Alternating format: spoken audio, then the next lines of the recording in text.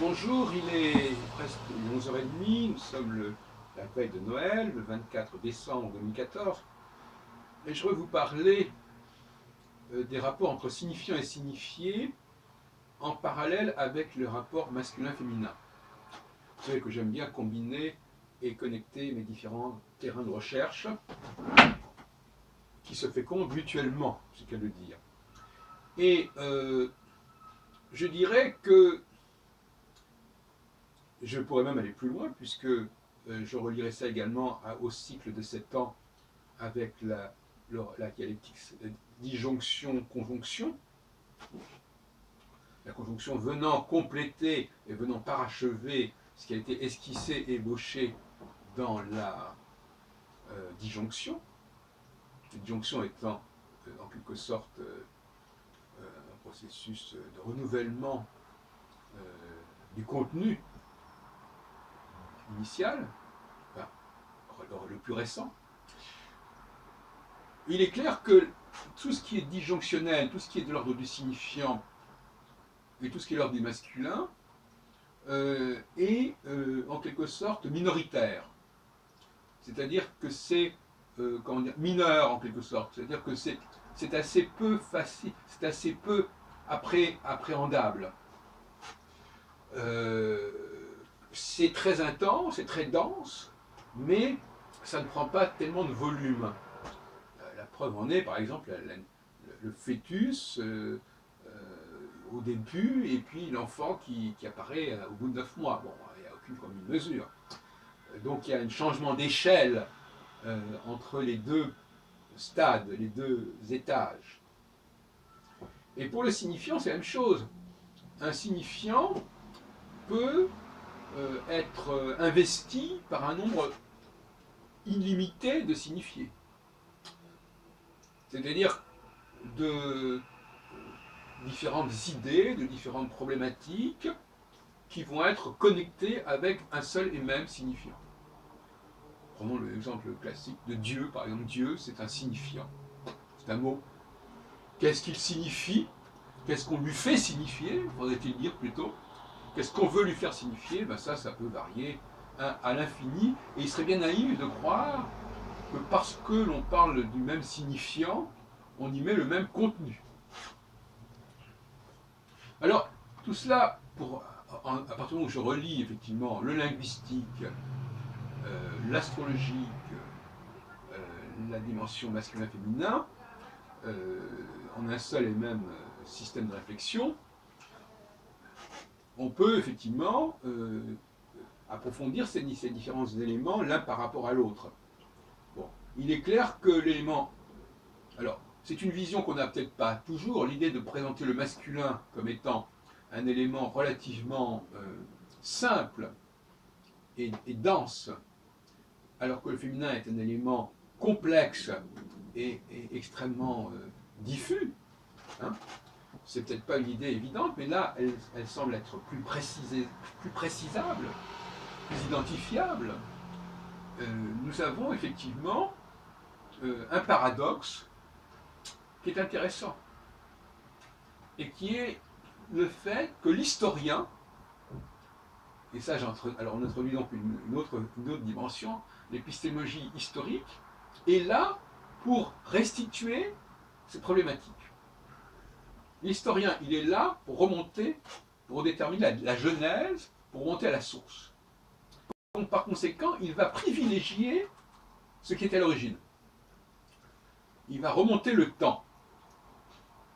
Et il va donc faire apparaître des éléments initiaux qui sont finalement assez ténus et qui pourraient même être en quelque sorte oubliés et négligés, ce qui n'est pas du tout le cas, du fait justement du rôle de l'historien. Alors l'historien, il est un petit peu un trouble-fête, un empêcheur de tourner en rond, parce que il va déposséder le signifié, déposséder la femme, déposséder la phase finale du cycle de 7 ans, au profit de ce qui est en amont, en contradiction avec ce qui est en aval. Et donc c'est sa tâche. Mais en effet, c'est lui qui a un peu les clés de la postérité, si on veut. C'est lui qui va remettre les pendules à l'heure et qui va rendre à César ce qui est à César, pour reprendre une expression d'évangile.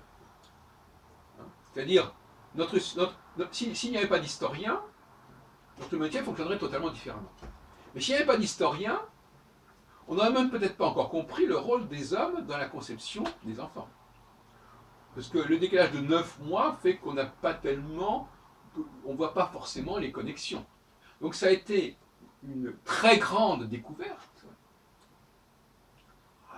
qui remonte certainement à des millénaires, évidemment, que de s'apercevoir que c'est la semence masculine introduite dans la femme qui va, 9 mois plus tard, générer ce qu'on sait. Alors là aussi, on peut se poser des questions que j'ai posées, c'est-à-dire quel est le système qui a mis en place ceci? Quel est l'architecte qui a mis en place ce système? Voilà. Alors, il est possible que ce soit un système qui n'ait jamais été formalisé par les hommes, les humains, et dont il n'est découvert la clé que par la suite. Pourquoi est-ce que je dis cela? Parce que dans le cas de l'astrologie, c'est la même chose. On peut avoir des cycles qui ont pu fonctionner pendant des millénaires sans qu'on puisse les formaliser. D'où la question qu'on peut poser, à quoi sert-il de le savoir?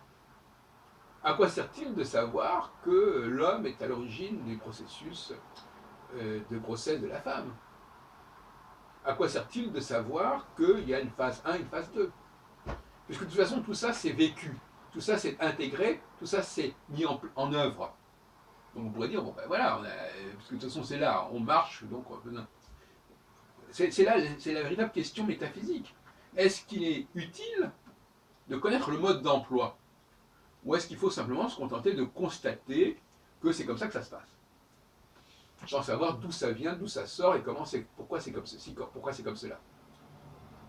Là encore, le rôle de l'historien, cette vision historicisante du monde, veut que l'on sache, que l'on cherche la cause des choses et que l'on en tienne compte, qu'on le sache, et de façon à ce qu'on puisse passer de la cause aux effets, de la puissance à l'acte. Car la puissance, c'est une notion effectivement initiale, une notion masculine, une notion du signifiant. Le mot puissance, c'est un mot qui veut dire quelque chose qui est en pouvoir, j'allais dire en pouvant.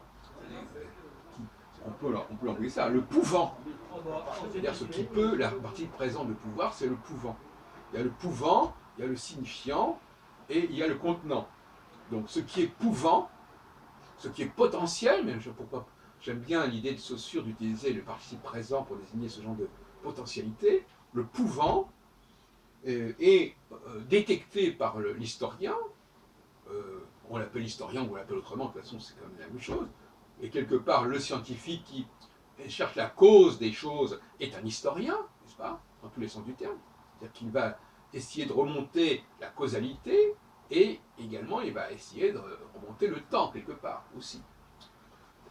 Donc l'historien, il est forcément tenté de minimiser ou de relativiser ce qui est en aval, hein, et ce qui est en aval et qui profite et qui n'est que le développement, l'exploitation de ce qui est en amont. Et en fin de compte, l'historien, il vient en quelque sorte protéger la fragilité du signifiant, la fragilité du sperme, la fragilité de la semence, face à la globalité, à la quantité de tout ce que ça peut donner, tout ce qui peut se greffer par-dessus, au stade justement en aval. Voilà dont il s'agit. Et effectivement, ce qu'il faut bien comprendre, c'est qu'il n'y a pas un signifiant pour un signifié. Ça, ce serait vraiment catastrophique de penser cela. Il y a, pour un signifiant, il peut y avoir un nombre illimité de signifiés. Et ça, je crois que Saussure ne l'a pas dit suffisamment clairement. Cette disproportion entre les deux, qui apparaît très nettement dès lors qu'on passe de la puissance à l'acte, c'est-à-dire effectivement, il y a là quelque chose. Alors c'est un peu paradoxal parce que passer la puissance à l'acte, c'est aussi faire une sélection. Donc il y a une sorte de renversement cyclique. Vous voyez ce que je veux dire? C'est-à-dire qu'on passe du 1 au multiple, mais du multiple, on repasse au 1. Pour revenir à la problématique religieuse, judaïque, notamment judo-chrétienne, de l'élection, voilà, Dieu choisit parmi les peuples le peuple juif. Dieu choisit parmi les jours le Shabbat, etc. Donc, et Dieu choisit parmi les hommes Jésus, si on veut. Donc, effectivement, il y a une sorte de cyclicité. Je vais de l'un au multiple. Le multiple est issu du 1, mais je reviens au 1 par le processus de sélection, par le truc de l'élection.